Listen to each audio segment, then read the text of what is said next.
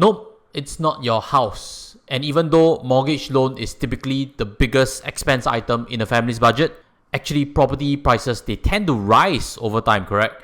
But the same cannot be said of this, which definitely depreciates. Yes, it's none other than cars.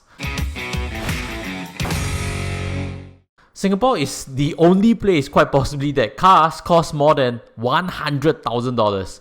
In fact, right now, if you check the headlines, the COE itself for smaller cars has even crossed 100,000 mark for the first time.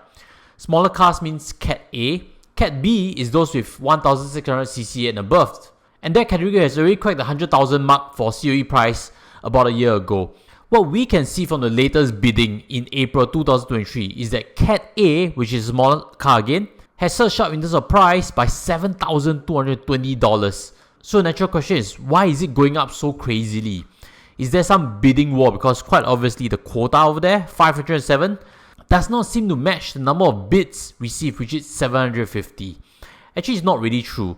Bids do not matter that much. Because if we pull up one that is 5 years ago in April 2018, you would realize that the bids received were also more than the quota, but back then, the quota was 1,566. Interestingly enough, back then, Cat B COE prices were lower than Cat A. And for myself, I almost fainted seeing the Cat B prices back then at $37,000. Because 9 months before this, I actually bought my car in 2017 at about 50,000 plus. So seeing it 15,000 cheaper just 9 months later seemed absolutely awful. You know, it's just like buying stocks like that. We don't like when prices moved against us. Once we buy and the price subsequently drops, we feel awful. But more often than not, if you buy the right cycle, subsequently, it will seem like a genius idea. So let's dig on to some data which I found for you. That firstly, in general, COE prices tend to go in 10-year cycles, correct? 2003 was a peak, 2013 was a peak, 2023 is a peak. Next, every peak is usually when quotas are low, and conversely, when quotas are high, the COE prices tend to drop. So this could be an explanation of supply and demand. And if you were to box up from 2014 to 2016, you would realize that the supply of quotas started to pick up, correct? And that coincided with a sharp decline in COE prices. COE prices fell from close to 100,000 all the way down to 60,000 in this time frame. And as we move to the next time frame of 2017 to 2020, you realize the quota continued to increase, and this was a high cycle of quota. Conversely, what we can observe is that the price of COE started to get depressed. So if we were to mirror this 10-year window, what we can guess is that for 2023, the COE price is likely going to stay strong, recession or not. The winter in COE would probably come in 2026 only. This again is if the 10-year cycle repeats and supply of COE starts to come in. 2026 is really when the quota supply starts to really surge upwards, and the winter in COE prices will finally start to bite. As always, I'll leave the links below for all the research I've done.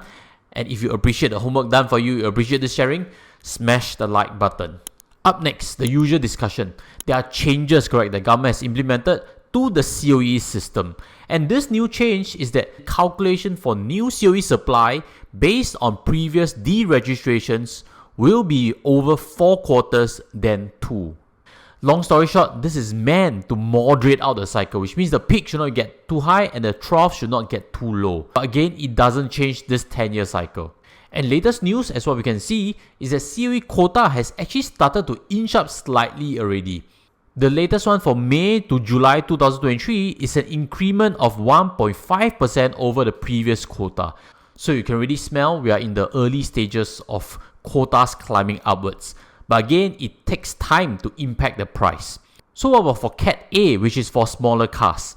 The COE pattern and the quotas follow roughly the same. Which means again, Cat A, in my opinion, may finally peak up only towards the end of this year or start of next year at around quite possibly $120,000.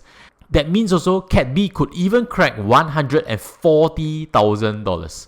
So definitely more pain to come if you are looking to enter the market right now to buy a car. Quite possibly it will not crash, but quite possibly inch up even further.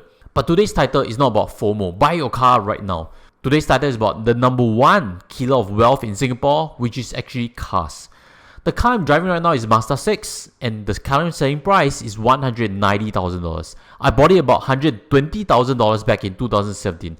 And this $70,000 gap is quite simply attributed just to the COE increment. By buying right now this same Mazda 6, the annual depreciation is about $18,300, which works out to be $1,500. Definitely not small amounts, correct? So what about a very popular car model like the Tesla Model 3?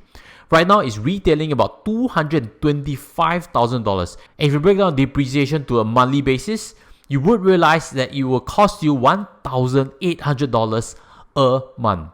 All in all, there are other things to factor in when you buy a car, especially if you're a new owner. Do note there's road tax, insurance, petrol, parking, ERP, and servicing. All these add up to an additional $1,000 easily, which means net, a Tesla Model 3 today would cost you $2,800 per month. Crazy, correct? Even higher than the amount calculated from this infographics by Sidley. And just to share with you the context as to why it's mentioned that you probably need $8,729 per month income to own a car in Singapore. That's because they've adopted the 50-30-20 rule, whereby you try to cap your expenses at 50% of your income. Working backwards, your total expenses factoring the car should not exceed 50%, and that's how they have actually concluded you need this level of income to afford a car at 2002. Which means also if you want to afford a Tesla 3, you might need an income closer to $11,000. Another way to look at why cars are quite possibly the number one killer to wealth in Singapore is using this Starbucks method. We've all heard of this. If you save on the Starbucks $5 a day, you could save up quite a lot of money because you compound that opportunity cost. So in cars, it's definitely going to look a lot worse, correct? If we were to compound this opportunity cost. And as you can see in this chart over here, you would realize the total outlay over 10 years for Tesla Model 3 would be $336,000. Everything factored in, including the car, including all the ongoing costs. This again is calculated based on $2,800 per month for 10 years. So if you have instead saved up this amount into CPF special account at 4%, you will realize that you have a pot of $403,000. And if you invest and get 8% per annum on average, you will realize that you have missed out on a possible investment pot that is close to almost $500,000. That's why again, if you don't really need a car, save on this expense. You're much better off taking taxis and grabs than to actually own a car, because there's so much other costs that are hidden beneath the surface. And as I've shown you, if you use that money properly for an investment, you could have a $500,000 pot that could help you reach financial freedom early. To round things off, I've actually got inspiration to do this sharing with you because I've heard a friend mention that going to a showroom right now, car salespeople are mentioning that if you buy a car now, it's actually good because your COE value is high. Which means also if you scrap, the COE rebate is also high. Now that is true, but actually illogical. Because if the COE value is expensive, your car's annual depreciation is also very steep. Which means also it's going to cost you a lot of money. $120,000 10-year COE works out to be $1,000 a month. And if you drive a car for 3 years, that quite simply means $36,000 gone already. Some people have actually made money selling their cars right now because previously they bought their COE at a lower price and they are confused as to why they are making a profit. That is why I'm going to make this statement. Unless you buy and the COE appreciates way faster than your car's depreciation and you're willing to be without a car after you've sold the COE away, you will lose money with a car. Not just that, take note again, the resale value on the body of the car depreciates the most in the first few years when it's brand new. It does not follow a linear curve because the moment it leaves the garage, it's no longer a brand new car, and what you can get in the market is going to be way lower year by year.